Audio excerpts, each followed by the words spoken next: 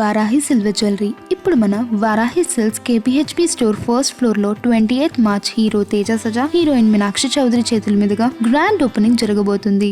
తల్లిదండ్రి మీద దయలేని పిల్లలు పుట్టనేమి వారు గిట్టనేమి. ఎప్పుడో వేమన చెప్పిన మాట ఇప్పుడు నిజమవుతోంది, రుజువవుతోంది.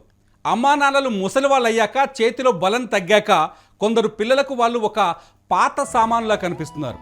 లక్షల్లో జీతాలు తీసుకుంటూ కూడా కన్నవారికి కనీసం ఒక పూట ముద్ద పెట్టడానికి మనసు రాని మేధావుల పైన ఇప్పుడు తెలంగాణ ప్రభుత్వం ఒక కొరడా జులిపించబోతుంది. అవును, ఇకపై అమ్మా నాన్నలను అనాథల్లా వదిలేస్తే మీ పర్మిషన్ అడగకుండానే మీ జీతం కట్ అయిపోతుంది. ఫస్ట్ గవర్నమెంట్ ఉద్యోగులకి ఈ నిబంధన వర్తిస్తుంది. అసలు ఈ చట్టం వెనుక ఉన్న అసలు కథ ఏంటి? 15% కోత అంటే ఎంత అవుతుంది? మొత్తం ఈ స్టోరీలో చూద్దాం. మనం పేపర్లో, టీవీలో రోజు చూస్తున్నాం.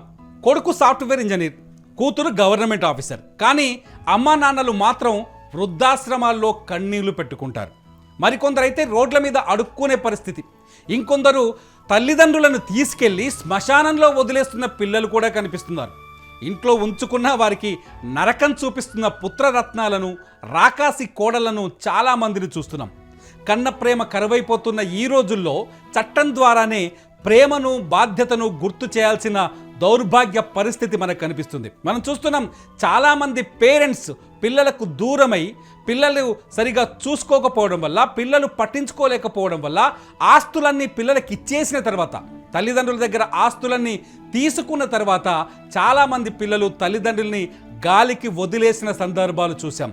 కొన్నిసార్లు అయితే పిల్లల్ని ఎత్తుకెళ్ళి పిల్లలు తల్లిదండ్రులు బతికుండగానే తీసుకెళ్ళి శ్మశానంలో పడేసిన సందర్భాలు చూసాం. అందుకని ముఖ్యమంత్రి రేవంత్ రెడ్డి ఒక కొత్త చట్టాన్ని తీసుకురావాలనుకుంటున్నాడు.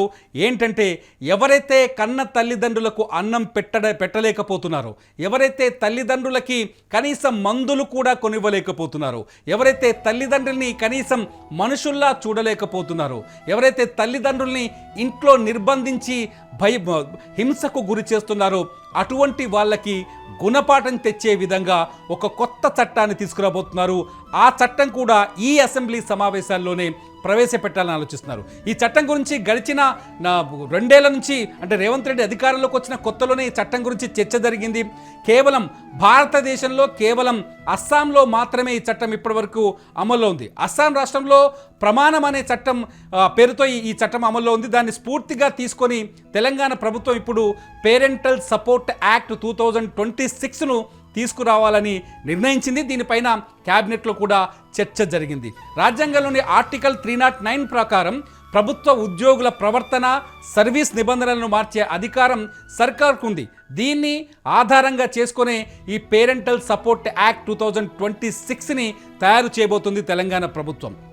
ఈ 2-3 రోజుల్లో, అంటే ఈ అసెంబ్లీ సమావేశాల్లోనే ఈ చట్టాన్ని ప్రవేశపెట్టి ఎవరైతే పుత్రరత్నాల, ఎవరైతే ఆస్తులు తీసుకొని, ఎవరైతే పేరెంట్స్ని కంటికి రెప్పలా చూసుకోవాల్సిన కొడుకులు ఎవరైతే ఉన్నారో వాళ్ళు నిర్లక్ష్యానికి గురి చేస్తున్నారో వాళ్ళపైన ఖచ్చితంగా కొరడా జులిపించాలని రేవంత్ రెడ్డి సర్కార్ నిర్ణయం తీసుకుంది. నిజంగా ఈ చట్టం అమల్లోకి వస్తే వృద్ధులకు, పిల్లల నుంచి ఏదైతే సేవకు నోచుకోని తల్లిదండ్రులు ఎవరైతే ఉన్నారో వాళ్ళకి ఖచ్చితంగా ఈ చట్టం అండగా నిలుస్తుందని చెప్పాలి. ఎందుకంటే ఈ చట్టం ముఖ్యంగా గవర్నమెంట్ ఉద్యోగులకి ఇమీడియట్లీ ఈ చట్టాన్ని గవర్నమెంట్ ఉద్యోగులకి అప్లై చేసే అవకాశం కనిపిస్తుంది ప్రస్తుతం జరుగుతున్న సందర్భాన్ని బట్టి, ప్రస్తుతం జరుగుతున్న సిచ్యువేషన్ బట్టి. కానీ చాలామంది కోరుకుంటుంది ఏంటంటే, ప్రైవేటు ఉద్యోగులు కూడా చాలామంది తన తల్లిదండ్రుల్ని వదిలేస్తున్న సందర్భాలు ఉన్నాయి. ప్రైవేటు ఉద్యోగులకి కూడా ఈ చట్టాన్ని అమలు చేయాలనుకుంటున్నారు.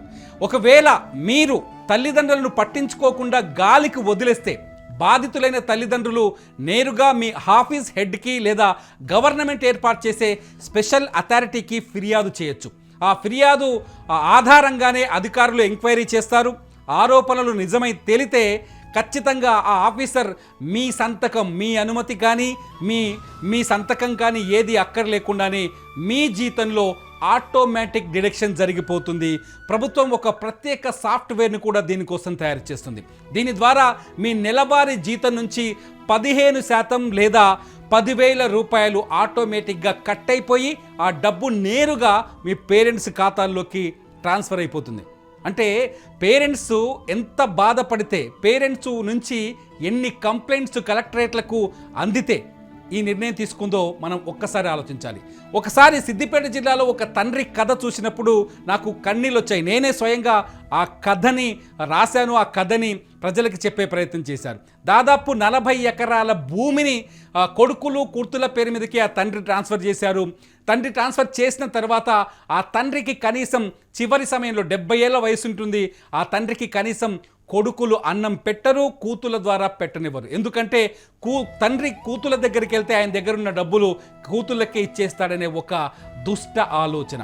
ఇటువంటి వారికి ఖచ్చితంగా ఇప్పుడు తెలంగాణ ప్రభుత్వం తీసుకోబోయే ఈ నిర్ణయం ఖచ్చితంగా వాళ్ళకు ఉపయోగపడుతుంది. ఇంకో విషయం, ఇంట్లో 2-3 పిల్లలు ఉంటే వాళ్ళంతా గవర్నమెంట్ జాబ్స్లోనే ఉంటే ఆ భారాన్ని అందరి జీతాల నుంచి సమానంగా కట్ చేస్తారంటే వాడు చూస్తాలేని వీడు, వీడు చూస్తాలేని వాడు తప్పించుకోవడానికి ఇక్కడ వీలు లేదని ప్రభుత్వం ఆలోచిస్తుంది.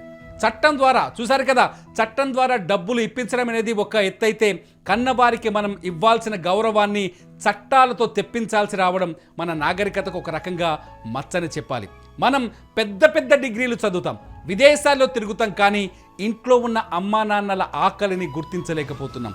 లక్షల్లో శాలరీ తీసుకుంటూ 5 రూపాయల టాబ్లెట్ కొనివ్వడానికి మనసు రాని ఆఫీసర్లు మన సమాజంలో ఉన్నారని చెప్పడానికి ఇక్కడ మనం సిగ్గుపడాల్సిన పరిస్థితి. ప్రభుత్వం ఈ నిర్ణయం తీసుకోవడం ద్వారా వృద్ధులకు ఒక ఆర్థిక భద్రత దక్కుతుంది. కానీ నా ఉద్దేశంలో ఇది కేవలం 15% కోత విధిస్తే సరిపోదు. కన్నవారిని అనాథల్లా వదిలేసే వారికి ప్రమోషన్లు కూడా కట్ చేయాలనే ఆలోచనలు చర్చ జరుగుతుంది. వాళ్ళ ఇంక్రిమెంట్లు కూడా ఆపేయాలనే డిమాండ్లు సోషల్ మీడియాలో వినిపిస్తున్నాయి. మరి మీరేమనుకుంటున్నారు? రేవంత్ రెడ్డి తీసుకొస్తున్న ఈ కొత్త చట్టం పట్ల మీ అభిప్రాయం ఏంటి? పేరెంటల్ సపోర్ట్ యాక్ట్ 2026 ద్వారా వృద్ధులకి కన్నవారికి భరోసానిచ్చే ఈ చట్టాన్ని మీరెలా చూస్తున్నారు? మీ అభిప్రాయాలని ఖచ్చితంగా ఈ వీడియో కింద షేర్ చేసుకోండి. మీరు చెప్పే అభిప్రాయం మరొకరిని చైతన్యవంతుని చేస్తుంది. ఈ వీడియోని ఖచ్చితంగా మీరు షేర్ చేయండి. చూస్తూనే ఉండండి ఇట్స్ యూటీవీ. నా పేరు తిరుమల్.